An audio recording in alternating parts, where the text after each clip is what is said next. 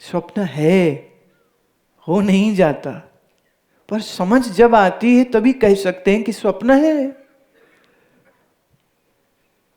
जैसे छोटे बच्चे कभी कभी नींद में कुछ डरावना देख लें तो रोते हैं, और नींद खुल गई तो भी रो रहे हैं, तो माँ बार बार उसकी पीठ सहलाती है और कहती है, बेटा it was just a dream, it was just a dream, see I am here for you, मैं यही हूं तुम्हारे पास, रो मत, जो देखा वो स्वप्न था, भूल जा, छोड़ दे उसको, छोड़, स्वप्न था, झूठ था। जिस संसार को सत्य समझ के हम उसके साथ चिपके रहते हैं, जिन विषयों के लिए चिपके रहते हैं, जिस पुत्र पौत्र के लिए चिपके रहते हैं, कहते हैं स्वप्न है ये। जाग सके तो जाग, इसमें कहां भयो रत मूर्ख अजहू अचेत अजान। अभी भी अचेत है, यू आर स्टिल अनकॉन्शियस। अजान, you are still not knowing it, अभी भी जान नहीं रहे हो। मूर्ख, बुद्धिहीन हो तुम, कैसे सच मान लिया है इसको। इस शरीर के सहित जगत स्वप्न है। इस शरीर के, तुम्हारे इस शरीर के सहित यहां कुछ भी सच्चा नहीं है। स्वामी राम तीर्थ कह रहे हैं, ब्रह्मानंद अनंत अनादि वाको क्यों बिसराया। ब्रह्म का आनंद अनंत है। What does word anant mean? That which will never end. Anadi, timeless. The inner joy, the inner anand is boundless, timeless, infinitude, never ending. ताको क्यों बिसराया, अरे उसको काहे भूल गए हो तुम।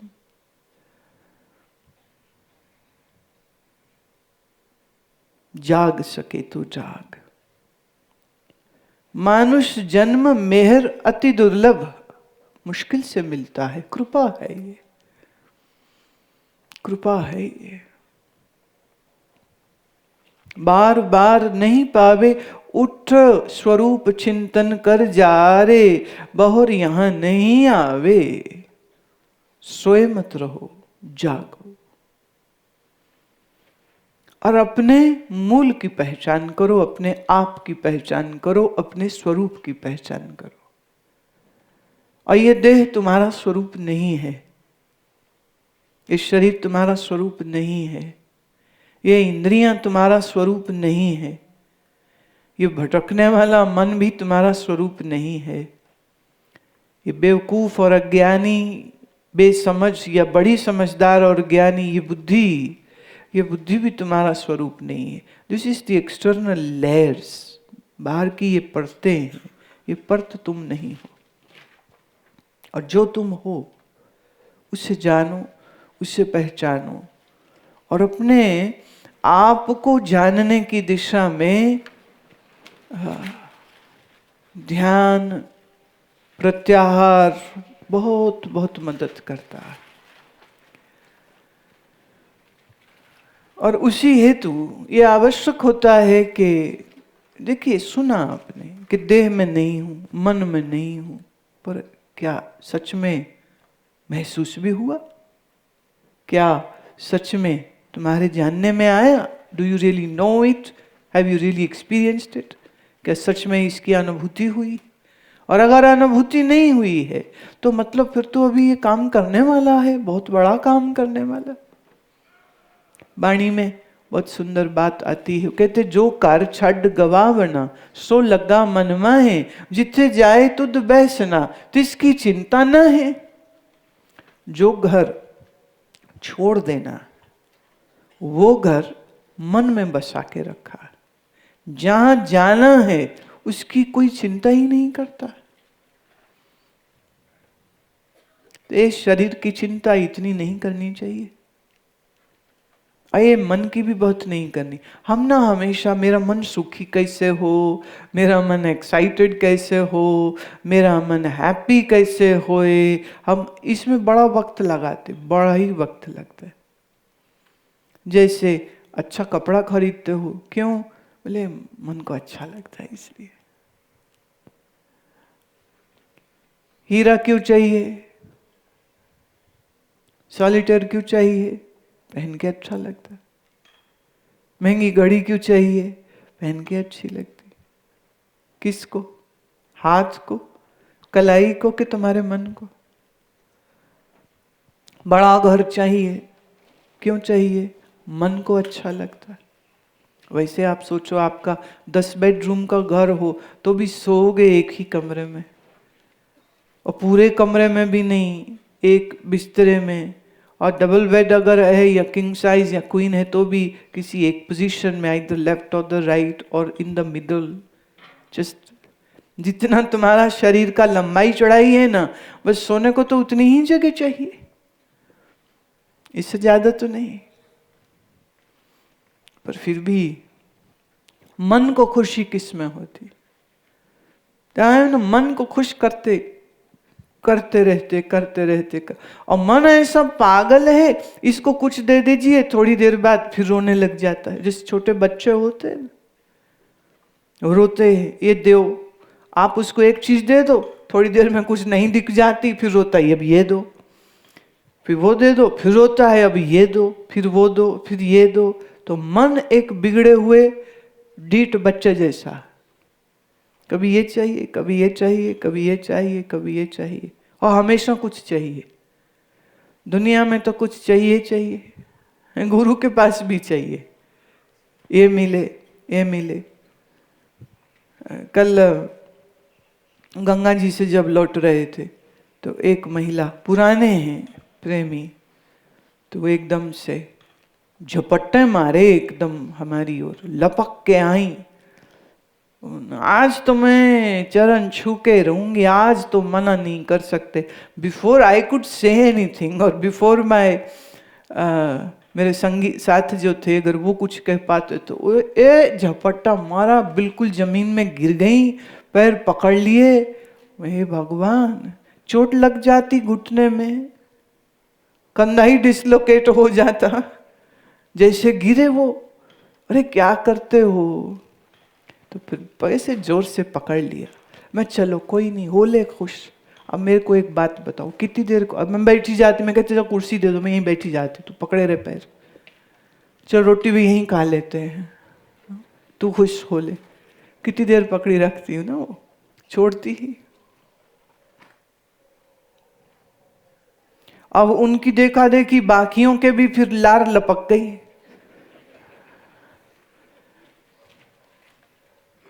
तो मैं अब तो भागना पड़ेगा, तो चलो निकलूं अब तो यहां से। देखिए दोनों बातें, मैं दोनों बात समझती हूँ। शिष्य का भाव होता है, प्रेम होता है, मैं बिल्कुल समझती हूँ उसको। पर बेचारे गुरुजी भी तो इंसान ही है ना, थोड़ा उनका भी ख्याल कर लेना चाहिए। चलते हुए में पाँव नहीं पकड़ना चाहिए। चलते हुए में पाँव पकड़ने का मतलब क्या, गिराने आए हो तुम? ये तो अच्छी बात नहीं है। गुरु बैठे हों, हाँ, आराम से बैठे हों, आसनबद्ध हों, तो फिर करो प्रणाम, अच्छी बात है। अब ये तो नहीं ना चलते हुए में पाँव पकड़ लो, और सामने से भी नहीं, कई बार साइड से ही आ जाता है अचानक, ये कौन भूत हाथ आ जाया, सडनली इट अपीयर्स। सो कृपया ये नहीं करना चाहिए। थोड़ा अनुशासन, थोड़ा तरीका, थोड़ा ढंग। और दूसरा मैंने कहा ना, पर्सनल गुरु। मन बनाओ ना इतना एकाग्र कि तुम गुरु के स्वरूप को अपने अंतर प्रकट कर सको। अंतर गुरु आराधना, जेहवा जप गुरु नाम। मेरा गुरु मेरे अंतर प्रकट हो गया, मैं उसकी आराधना करता हूं, और जीवा से मेरे नाम चलता रहे।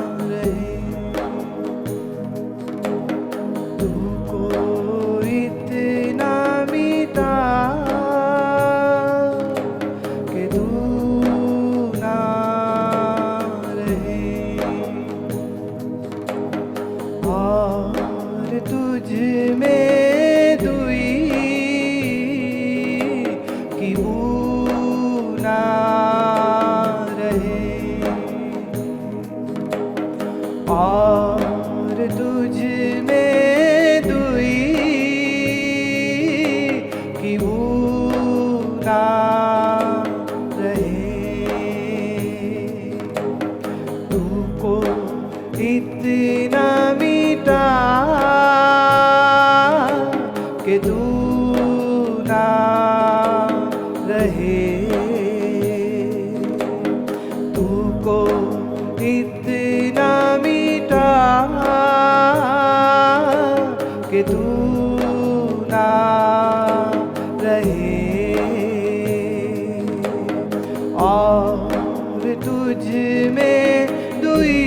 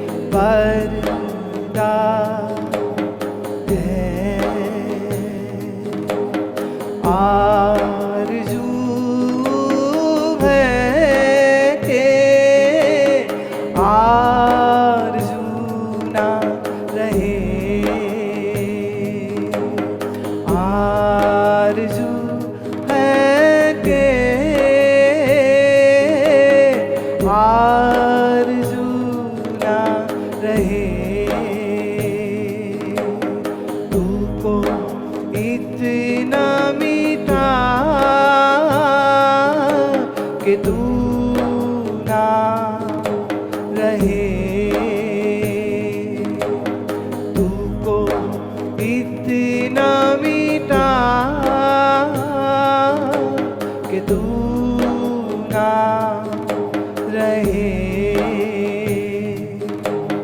और तुझ में दुई की भूख ना रहे और तुझ में दुई की भूख ना रहे तुमको इतना मीठा कि तू ना रहे मैं को इतना मीठा कि मैं ना रहे मैं को इतना मीठा कि मैं ना रहे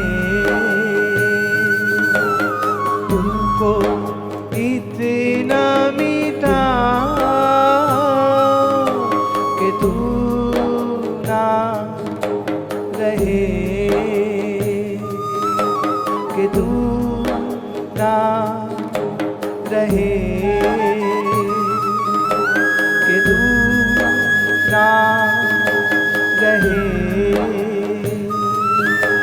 कि तू ना रहे कि तू ना रहे कि तू ना रहे।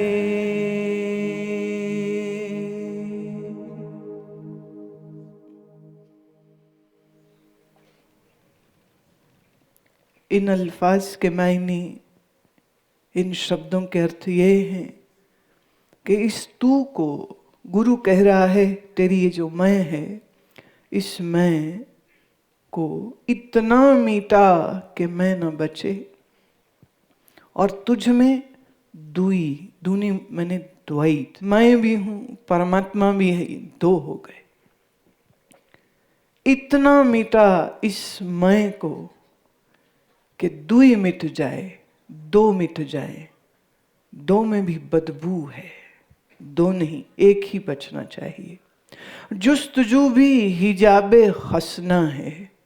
जुस्तजू मैंने चाहत, दुनिया वालों की बात नहीं है, मैं परमात्मा को पाऊं ये भी एक चाहत है। वो कहते ये चाहत भी हिजाबे, हिजाब माने जो मुसलमान स्त्रियां अपने चेहरे पे डालती हैं पर्दा, उसको कहते हैं हिजाब। तो चाहत भी एक पतला सा पर्दा है। तो जुस्तजू है कि जुस्तजू ना रहे। तो जुस्तजू होए तो ये कि अब कोई जुस्तजू ना बचे। आरजू भी बिसाले पर्दा है।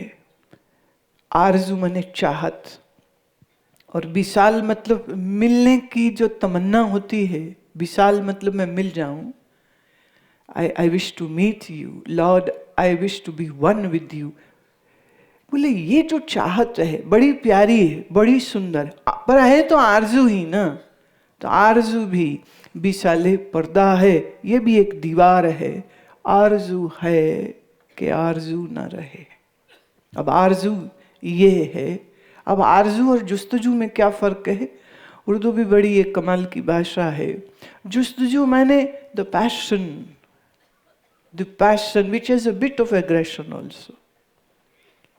आरजू है चाहत। तो साधक वही है जिसके अंदर जुस्तजू हुए। Passion to know who I am, passion to know what lord is, that is called जुस्तजू। लेकिन स्वामी राम तीर्थ तो एक बड़े दूसरे पर्दे की बात कर रहे हैं और किसी ऊंचे दर्जे की बात कर रहे हैं। चाहत इतनी इतनी इतनी इतनी कि दुनिया की तमाम चाहतें खत्म हो गई, बस एक बची के खुद को जानना है, बस एक बची की परमात्मा को जानना है। और आखिर में वो कह रहे हैं कि ये चाहत भी एक पर्दा है, इसको भी गिर जाना चाहिए। आरजू है कि अब आरजू ना रहे। तू को इतना मिटा कि तू ना रहे और तुझ में दुई की बू न रहे, ये शुद्ध अद्वैत है, the total unity. Me and Lord are one. Now there is no Lord left, there is no me different left. Me and Lord are like just one entity, no difference. मैं अलग और तू अलग रहे, मैं अलग और परमात्मा अलग रहे. कहते नहीं, मैं तू में मिल जाए या कहो तू मैं में मिल जाए. तो ये रखो आरज़ू, कहते रखनी है तो ये आरज़ू रख, रखनी है तो जुस्तुजू इसकी रख. संसार की, विषय की, भोग की चाहत खड्डे में ले जाएगी, कब्रिस्तान तक पहुंचाएगी, शमशान घाट की चिता तक पहुंचाएगी और कुछ नहीं करेगी. चाहती रखनी तो ये रख. तू को इतना मिटा कि तू न रहे, और तुझ में दुई की बू न रहे. द्वैत नहीं, अद्वैत. ये फाइनल अल्टीमेट जो स्थिति है, उस स्थिति का वर्णन स्वामी राम करते हैं. आप कहोगे हम तो भी शुरू हुए हैं, आप आखिर की बात करते हो, पर तुम्हें मालूम होना चाहिए ना कि आखिर पहुंचना कहां तक है.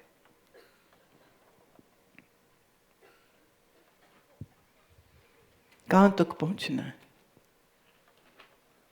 भगवान दिख जाए, मिल जाए एक बार, इतने से तो बात ना बनेगी ना. जो मिलेगा वो फिर बिछड़ जाएगा. तो मिलना ऐसा होना चाहिए कि अद्वैतता, अब बिछड़ने का कोई चांस नहीं रह गया. तू को इतना मीठा कि तू ना रहे. और आनंद लीजिए ऋषिकेश का, आनंद लीजिए गंगा का, आनंद लीजिए अपने मौन का, आनंद लीजिए हर पल का जो तुम यहाँ बिता रहे हो. ये तुम्हारे जीवन का स्वर्णिम समय है. कल याद करते रह जाओगे, वहाँ गए थे, वहाँ ये हुआ, वहाँ वो हुआ. अभी वो पल तुम जी रहे हो, तो इन पलों को बहुत अच्छे से, बहुत गहरे से, बहुत नज़दीकी से, बहुत प्यार से जियो. आप सबसे मैं बहुत प्रेम करती हूँ, इसीलिए बहुत बार सोचती हूँ कि कोई कदर नहीं इस ज्ञान की तो चुप रहो. मैं बहुत बार सोचती हूँ, आजकल कुछ ज़्यादा ही सोचती हूँ. कदर नहीं है, ज्ञान की कीमत नहीं है किसी को. ना गुरु की है ना ज्ञान की है, सच यही है. लेकिन फिर भी यहाँ ऋषिकेश में आते ही एक फिर से एक उमंग जागती है, एक फिर से एक भाव जागता है कि कोई बात नहीं, आवाज़ लगाते रहिए. आवाज़ लगाना आपका काम है. आवाज़ लगाते रहिए, आवाज़ लगाना आपका काम है. कोई जागे न जागे ये उसकी मर्जी है. तो आपको आपकी मर्जी पे छोड़ती हूँ. क्या करें, जो हमारी ड्यूटी है या कहो जिम्मेदारी है या कहो जो आदेश है, मुझे तो उसका पालन करना पड़ता है. हमने अपनी मर्जी तो बहुत पहले छोड़ दी. तो सच ये, बिल्कुल सच है ये. बिना मर्जी के बोल रही हूँ, मर्जी नहीं बोलने की. बिना मर्जी के मिलती हूँ सबको, मिलने की चाह नहीं है. जो करना है सो कर रहे हैं, जो होना है वो हो रहा है. साक्षी होके देखते रहते हैं सब कुछ. तो जब तक ये रौनक है, जब तक ये मेला है ज्ञान का, इस ज्ञान के मेले का आनंद लीजिए, समझ लीजिए और अंतर बैठे उस सत्य के साथ अपना मिलाप कर लीजिए. ये बाहर कब तक रहे कह नहीं सकते, हमेशा नहीं रहती है. हर बाहर एक दिन खत्म हो जाती है. तो ये जो बाहर है ये भी कब तक रहेगी ना. सो देरी ना करे, आलस्य ना करे, मोह निद्रा त्याग रे, रे मनुआ जाग रे. कुछ नहीं कह के वाणी को विश्राम.